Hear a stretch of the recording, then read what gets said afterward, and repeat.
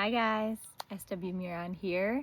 It's a beautiful day outside, so I figured I would get out of my podcast space in my basement that's super comfy, but kind of, not as nice as being outside in the sunshine. Today, I really want to talk about change, and I want to talk about it in a few different ways. First of all, I don't know if anyone's noticed, but chopped all my hair off. That was a pretty big change. Um, Sometimes change, I think, can help us because, especially something like as simple as your hair, right? Like, I feel like for a while I've been kind of going back and forth, kind of stuck in a rut, if you will. I've had some like really, really, really good days, and I've had a lot of like time with stability, but then I've had a few days that have happened that have been really challenging, and I've had some really tough symptoms to deal with. The motor tic seizures are brutal. The like akathisia that I'm feeling as I'm weaning off, certain medications. Akathisia is basically this feeling, if you don't know what it is, that it's like you're crawling out of your skin, and like the only way I know how to describe it is like, imagine there's something inside you and you're like pushing, you're like trying to get it out, and you like almost can't stop your body from this like really uncomfortable kind of like uncontrollable movement. So yeah, I thought, as much as there's a lot of stuff in my world changing, like the medicine I'm taking, the provider I'm seeing, the job I have is different than the job that I used to have, and I needed something that was a form of change that I could control and that I thought would give me a boost, make me feel a little bit better. So I went for it, chopped my hair off. I'm happy with how it came out. Don't mind my, not nicely styled hair. But yeah, so that was a change that felt good, right? But there are other change situations that don't feel so good. A big one that I'm thinking of immediately is when you lose someone that you love, right? Because anytime anybody loses somebody, it's sad, it's difficult, it's heartbreaking. But depending on like how your relationship was with the person that passed, it could literally like be something where you're like, okay, I'm sad about this for a few days, whatever, and then you can kind of move on with your life without it interrupting too much, right? Then there's certain people in our lives that we are so close with. Typically it's parents, aunts, uncles, brothers, sisters, grandma, grandpa, that kind of thing. Your close family. If it was somebody like, I can't even imagine this, and like it's sad that like I work on this in therapy, because I mean, my parents are in their 60s, like early 60s.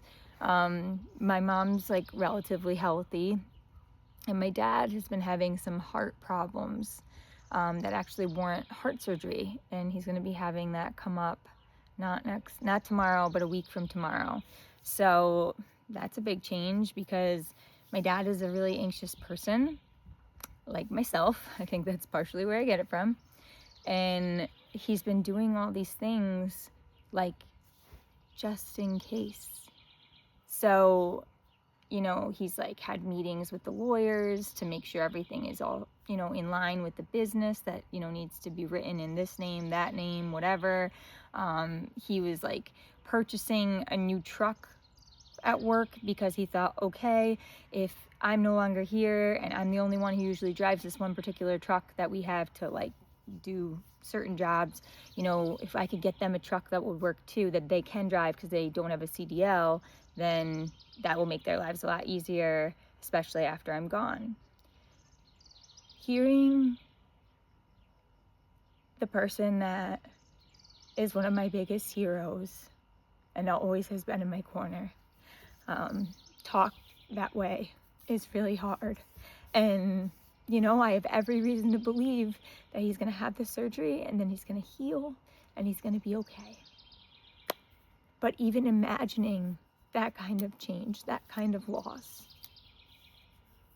I'm very sorry to anybody that is currently grieving. And you know, if you're currently grieving, that doesn't mean like someone died 2 weeks ago and you're grieving. No. There's no like timeline or rules about grief. You could have lost your baby sister 20 years ago, and I'm sure it could still hurt just as much as when you found out that she was gone. So everybody is different. You know, I think globally, most people have trouble with change because it's not what you're used to. It's doing it a different way.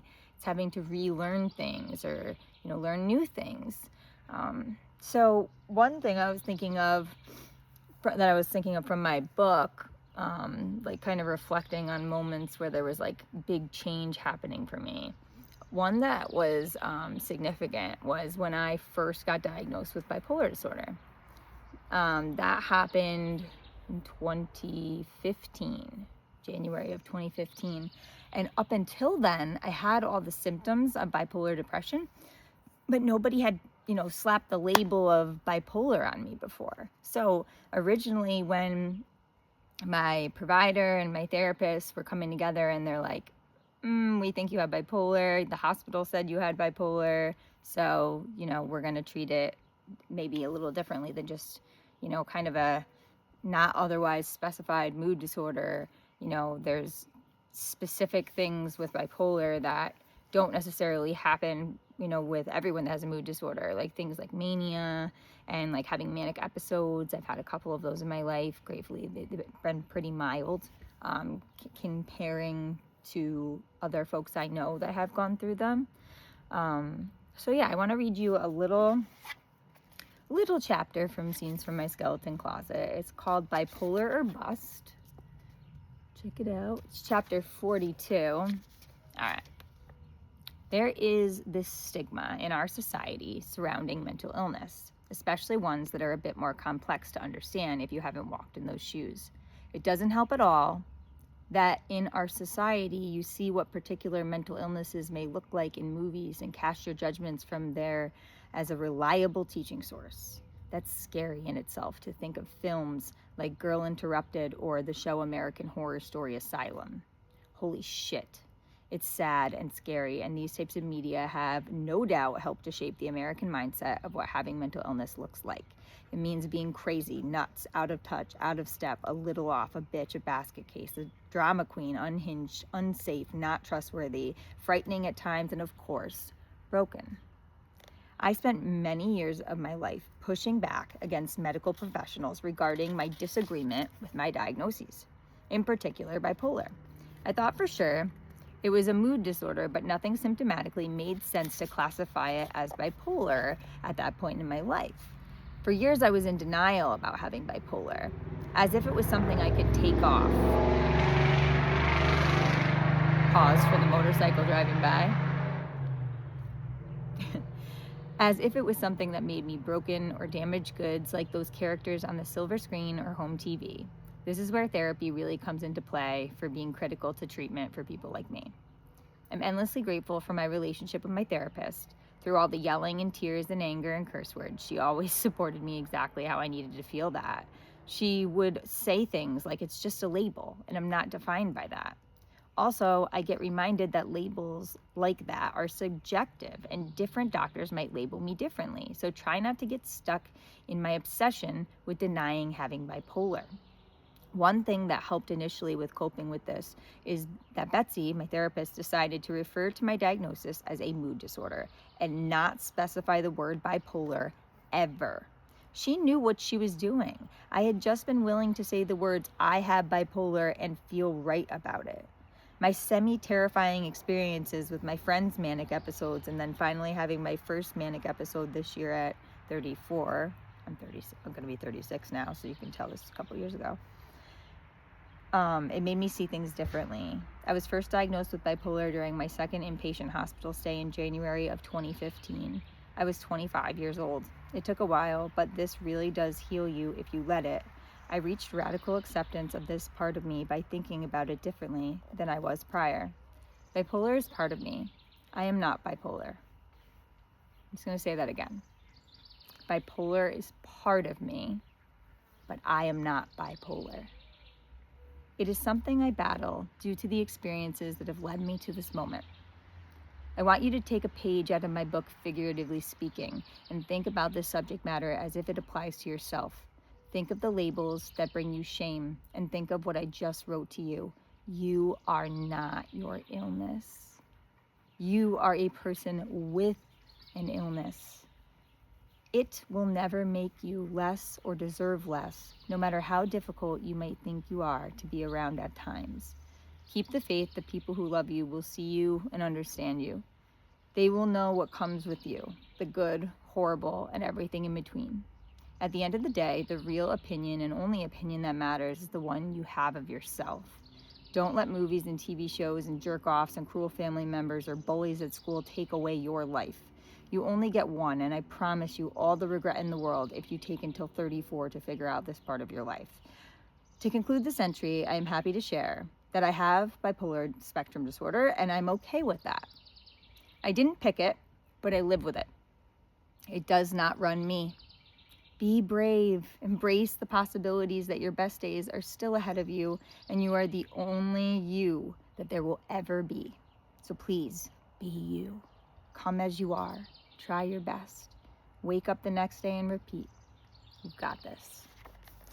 So that kind of chronicles a bit of, a big turning point in like my mental health journey. It was only the second time that I was hospitalized at Fort Wynn's Psychiatric Hospital in Saratoga, New York. And, I had been there once before, so it was kind of helpful that I had, been once, so I kind of knew the drill. But it was weird to me that, the first time that I went, which was literally just like 3-4 months prior, I left with a stamp of mood disorder, NOS, so not otherwise specified, generalized anxiety disorder, major depressive disorder, PTSD, and functional neurological symptom disorder, which used to be called conversion disorder. But then it's like when I was there in January, due to the conversations we had, due to some of the different symptoms we were noticing that weren't there before, the doctors and the team all put their heads together, and that was, upon my exit, that was my label, my stamp that I got before I left. It was hard for me. Like, I remember going home with that paperwork and, I was dropped off at the hospital. I actually think I went in an ambulance that time. But when I got to be discharged, my husband came and picked me up. And I was like looking through the paperwork as we're driving out of the parking lot, and I still like vividly remember getting stuck on the part that says diagnoses, and bipolar depression is specifically what it said. That was stamped on there, and mood disorder, NOS, was gone. So I got caught up a little bit in the stigmas about bipolar, because why else would I be so worried or so concerned that I got stamped with that, right? So I also have a family member that experiences bipolar, and he's really had some kind of terrifying manic episodes, and I know that mental illness can run in families, and especially like something like bipolar, that's a big one. There's certainly other people in my family that have gone undiagnosed officially, but if I was a gambling woman, and I'm not, but if I was, I would gamble that there are other individuals, thank you, Mr. B, there are other individuals in my family that could also have, that label put on them too. With that being said, I ended up, because I was mad, crumpled up all the paperwork, threw it over my shoulder into the back seat, and that was the end of it. I was done staring at the papers. That was just putting myself in purgatory, intentionally like sending myself into a spiral, because I'm now so hyper-focused on, oh my God, they think I'm bipolar, like everyone's gonna hate me, everyone's gonna be scared of me, and all these other like worrying thoughts going in a super fast loop. But I made a choice that day, and I chose to recognize that that's just part of me. It's not me, okay? If you get diagnosed with something that you're having difficulty coming to terms with. I understand what you feel like, for sure. And I challenge you, try your best to be brave and strong and remind yourself it's just a word on a piece of fucking paper. It doesn't matter. What matters is the treatment team you're seeing is doing everything they can to treat the troublesome symptoms of your mental illness. That's it. We don't even have to bring the, official diagnostic term into it. If that stresses you out like it used to stress me out, then just leave it out. Toss it out. So many years later, well, it's 10 years later actually from when I first got diagnosed, I now am not at all bothered by, I guess, owning that I have bipolar. And it's been really a lot different of a journey for me in therapy ever since I made that realization. So as much as change is hard, and I really, I was good with mood disorder. That, I don't know, that sat better with me in my stomach, but ultimately it is what it was, and I can't do anything to change it. It's a change I didn't want. I was certainly pushing back against it, but some change we just can't control. I can't control what the doctors decide to put on their reports when they all get into their big team meeting and come together and talk about my treatment plan.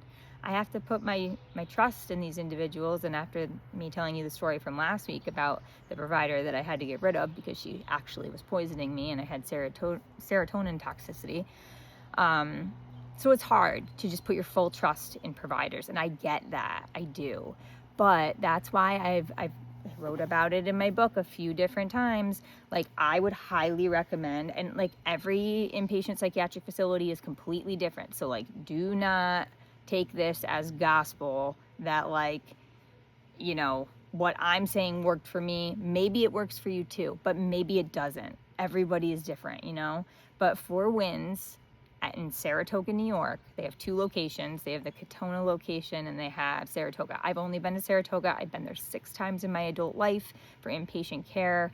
Every single time they gave me wonderful care. I felt respected, loved, cared for, heard.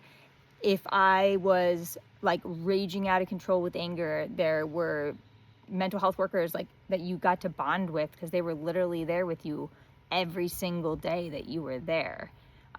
So, you start to find your people. And then when things are really hard and you're crying and you want someone to talk to, my second visit even, I was on the same unit I was on the first time. So I recognized staff members. I knew their names already. They knew my name already.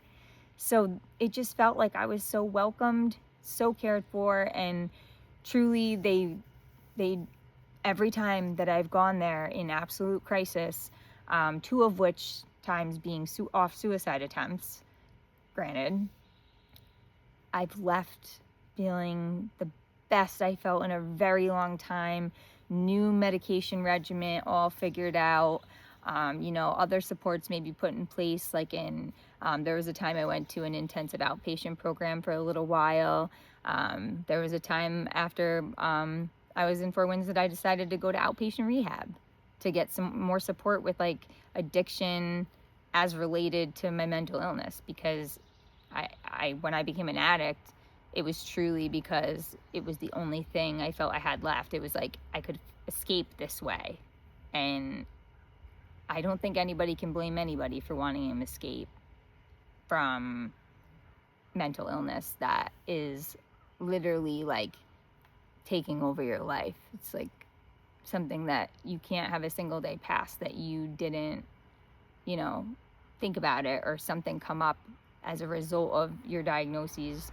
Maybe I have a day where I'm super, super anxious and I'm talking really fast and I move really fast. Maybe I have a day that I'm crying uncontrollably and I could just hear a song and be sobbing. I could be thinking about something and be sobbing. I could be laying in my bed, no TV on, no music, no nothing, and be sobbing. So just take it one day at a time. That's all you can do. And that right there applies to literally everything in life that's challenging. So you don't have to have bipolar for that to work for you. Okay. Well, I'm going to get back to enjoying this lovely day outside. Um, but I hope that everybody else gets to have a wonderful rest of your week. And I look forward to seeing you next time. Thank you to everybody that's been watching, and especially the subscribers. Thank you, thank you, thank you. If you have not subscribed and you've come across this video and you've enjoyed what I've had to share today, you can please subscribe, and then you'll be able to see like each video each week. You'll be reminded, hey, Tuesday night's coming at 7 o'clock, then the next episode will premiere. So also, I'm only 12 subscribers away from being able to make this podcast go live. And I want that so, so, so badly. So if you can help me out with that, because YouTube doesn't let you go live till you have at least 50 subscribers. So if you're feeling generous, you're feeling like you want to help me out to reach my goal, you could just click that subscribe button, and that would just be one step closer to getting to the live podcast where I can actually talk to you guys in real time and address people's questions and commentary in real time. That's what I want. I want it to be a conversation that feels reciprocal and not just me, having a conversation with you, but it's really just, me talking. So, all right, guys, I'm going to let you go. Have a wonderful rest of your week. I'll see you soon.